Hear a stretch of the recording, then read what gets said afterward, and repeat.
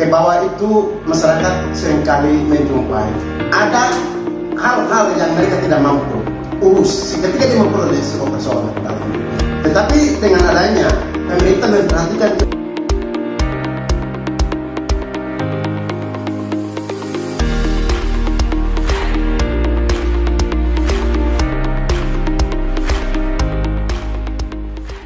Halo Bapak Ibu dong, salam for Papeda. Jumpa lagi bersama saya, host Lira Sabrina, dalam acara kebanggaan kita bersama, podcast interaktif for Papeda, forum fasilitasi pembentukan produk hukum daerah yang dipersembahkan oleh Kantor Wilayah Kementerian Hukum dan HAM Papua dan digagas oleh Divisi Pelayanan Hukum dan HAM Papua. Nah Bapak Ibu, hari ini kita akan mengangkat tema tentang bantuan hukum. Untuk itu, saya telah hadirkan bersama-sama dengan saya kedua narasumber berbeda. Yang pertama, narasumber kita dari lingkungan Kantor Wilayah Kementerian Hukum dan HAM Papua, ada Bapak Nus Gobay SH selaku Jabatan Fungsional Penyuluh Muda pada Kantor Wilayah Kementerian Hukum dan HAM Papua. Dan narasumber kita yang kedua ada Bapak Edi Amoye SH selaku perwakilan dari Organisasi Bantuan Hukum OBH Papua Justice dan Peace. Nah, langsung saja kita akan masuk pada bincang-bincang kali ini. Saya akan bertanya kepada narasumber yang pertama, Pak Nus. Siap, selamat siang.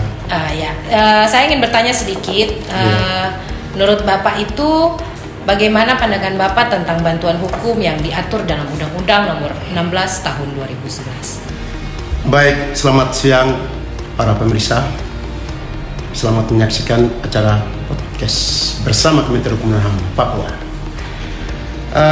Berbicara tentang bantuan hukum merupakan sebuah tanggung jawab pemerintah dalam rangka memberikan pemenuhan hak asasi manusia di bidang mendapatkan sebuah keadilan dan kepastian hukum dalam kehidupan bermasyarakat yang mempunyai persoalan-persoalan, masalah-masalah yang dihadapi.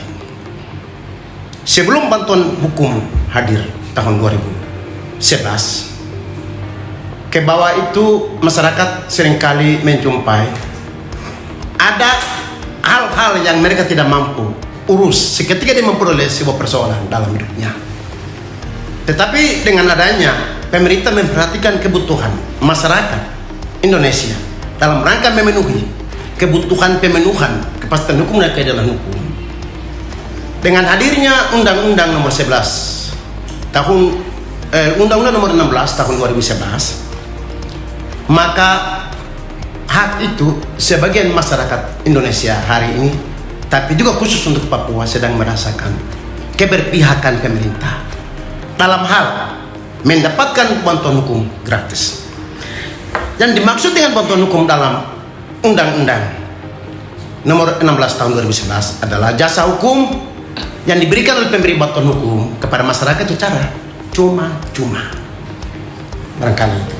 Baik Bapak. Cuma-cuma berarti dalam artian gratis, tidak dipungut biaya sama sekali ya? Iya, cuma-cuma itu sangat gratis. Sangat gratis. Saya lanjut ke pertanyaan yang selanjutnya. Kira-kira bagaimana cara memperoleh bantuan hukum itu sendiri, Pak? Ya, dalam undang-undang ada mekanisme prosedur yang diatur bagaimana cara mendapatkan bantuan hukum secara gratis.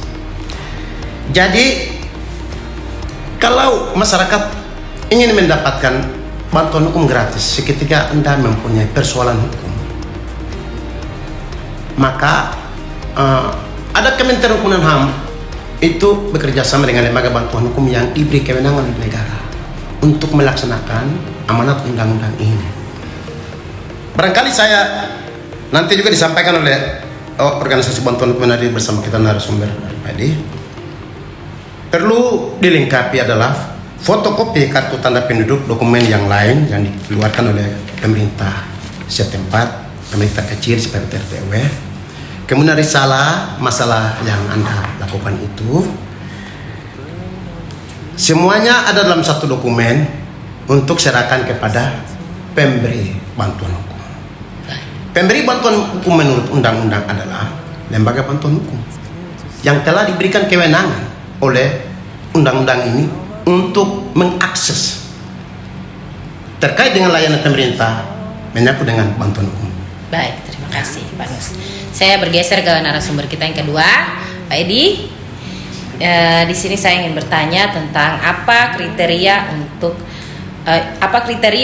sebagai orang tidak mampu untuk mendapatkan bantuan hukum cuma-cuma. Silakan. Baik, terima kasih Ibu narasumber yang sudah berikan kesempatan untuk saya menyampaikan sesuatu. Di dalam undang-undang itu sudah jelas bahwa pemerintah berkewajiban untuk memberikan bantuan hukum secara cuma-cuma bagi masyarakat yang tidak mampu. Untuk masyarakat yang tidak mampu, ya harus tentunya beberapa kriteria yang harus dipenuhi. Salah satunya KTP, surat tidak mampu dari lurah. Ada beberapa kriteria itu yang harus dipenuhi masyarakat, dan dalam hal ini kami OBH Papua Justice and Peace kami sudah lakukan itu. Jadi kami berikan bantuan hukum yang secara cuma-cuma ke masyarakat. Karena apa? Kami berikan itu ke masyarakat, aktif hukum ke masyarakat secara cuma-cuma agar masyarakat puas dengan pelayanan pemerintah selama ini melalui OBH yang ada. Mungkin begitu. Siap, terima kasih. Saya ingin bertanya lebih lanjut lagi, mungkin sejauh mana kendala yang telah dialami atau ditemui selama ini oleh organisasi bantuan hukum Papua Justice and Peace dalam mewujudkan keadilan bagi masyarakat kurang mampu? Selama ini kendala yang kami hadapi di lapangan, ini kan masyarakat kan tidak semuanya paham tentang kriteria untuk memenuhi bantuan hukum yang secara cuma-cuma yang pemerintah berikan ini. Jadi misalnya, jadi kami harus hubungi kepala desa. Misalnya saya ambil contoh di Kabupaten Kerom. Jadi masyarakat di sana kan kadang ada yang paham tentang hukum, ada yang tidak kurang paham. Iya. Jadi bagaimana caranya untuk kita menghubungi pihak keluarga untuk mengurus surat tidak mampu ini dari kelurahan. Rupanya di sana itu masyarakat kurang paham. Akhirnya kami dari OBH Papua Justice and Peace kami berusaha bagaimana supaya tidak semua itu kita bebankan ke masyarakat. Artinya masyarakat kan tentang ini mereka kan tidak tahu. Iya. Jadi kami bantu buatkan SKTM, jadi kami antar ke kelurahan, jadi kami yang ngurus semua. Jadi semua sudah langsung di handle oleh pihak kami yang ngurus, kami yang handle semua tanpa harus kami meminta sesuatu dari masyarakat.